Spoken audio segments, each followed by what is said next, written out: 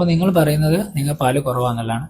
നിങ്ങൾ പറയുന്നത് കറക്റ്റാണ്. കാരണം സാധാരണ 10 ദിവസമൊക്കെ ആകുമ്പോൾ കുട്ടി ബർത്ത് വെയിറ്റ് അച്ചീവ് ചെയ്യേണ്ടതാണ്. ഒരു 25 ദിവസം ആകുമ്പോൾ കുട്ടി ബർത്ത് വെയിറ്റിലോട്ട് എത്തുന്നേ ഉള്ളൂ. അപ്പോൾ ധാരാളം ഭക്ഷണം കഴിച്ചിട്ടും നിങ്ങൾ പാല് കുറവാണെന്നുള്ളതാണ്.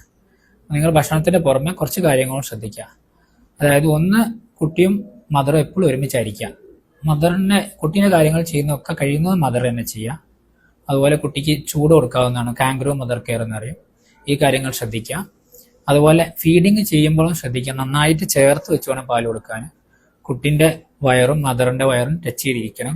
അതുപോലെ കുട്ടീൻ്റെ തല ബ്രസ്റ്റിനോട് തിരിഞ്ഞിരിക്കണം. നല്ല കംഫർട്ടബിൾ ആയിട്ട് വേണമെങ്കിൽ ഫീഡിങ് പില്ലോ ഒക്കെ ഉപയോഗിച്ച് പാല് കൊടുക്കാം. അതുപോലെ പാല് കൊടുക്കുമ്പോൾ നിപ്പിളിൻ്റെ ചുറ്റുമുള്ള കറുത്ത ഭാഗം ഏരിയോളം, ഈ ഭാഗവും കുട്ടീൻ്റെ വായിലാണെന്നുള്ള ഉറപ്പ് വരുത്തുക. നന്നായിട്ട് സക്ക് ചെയ്യാൻ അത് സാധിക്കും. നിപ്പിൾ ക്രാക്സ് അങ്ങനത്തെ ഒക്കെ ഉണ്ടെങ്കിൽ ശ്രദ്ധിക്കുക. ഈ ഏരിയോളയും കൂടി കുട്ടീൻ്റെ വായിലായി കഴിഞ്ഞാൽ ഈ നിപ്പിൾ ക്രാക്ക് വരുന്ന പ്രശ്നം തീരും. ഓക്കെ. ഫുഡിൽ നിങ്ങൾ ശ്രദ്ധിക്കേണ്ടത് ധാരാളം ഫുഡ് കഴിക്കാം. അതിൻ്റെ പുറമെ എല്ലാ ഭക്ഷണ പദാർത്ഥങ്ങളും ഉൾപ്പെടുത്താൻ നോക്കുക.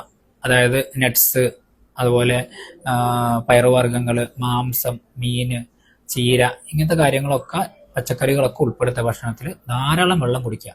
വെള്ളമാണ് മുലപ്പാലിൻ്റെ ഭൂരിഭാഗം എന്ന് ആലോചിക്കുക. മൂന്നാമതൊരു കാര്യം പറയാനുള്ളത്, നല്ല സന്തോഷമായിട്ടിരിക്കണം. നിങ്ങളിത് ആലോചിച്ച് ടെൻഷൻ അടിക്കേണ്ട കാര്യമില്ല. Happy mother equal to good milk secretion എന്നാണ്. അപ്പം നല്ല ഹാപ്പി ആയിട്ടിരിക്കുക, ഹാപ്പി ആവാനുള്ള കാര്യങ്ങൾ ചെയ്യുക. ഇത് തന്നെ ചെയ്ത് കഴിഞ്ഞാൽ, ഈ ഹാപ്പി ആയിട്ടിരുന്ന് കഴിഞ്ഞാൽ തന്നെ കുറേ പാല് കൂടുന്നുള്ളതാണ് മനസ്സിലാക്കേണ്ടത്. ഇപ്പോൾ ഒരു ഫോർമുല ഫീഡ് ഒന്നും സ്റ്റാർട്ട് ചെയ്യേണ്ട കാര്യമല്ല. അപ്പം നമ്മൾ ഈ കാര്യങ്ങളൊക്കെ ശ്രദ്ധിച്ച് അടുത്തൊരു 10 ദിവസം നോക്കാം.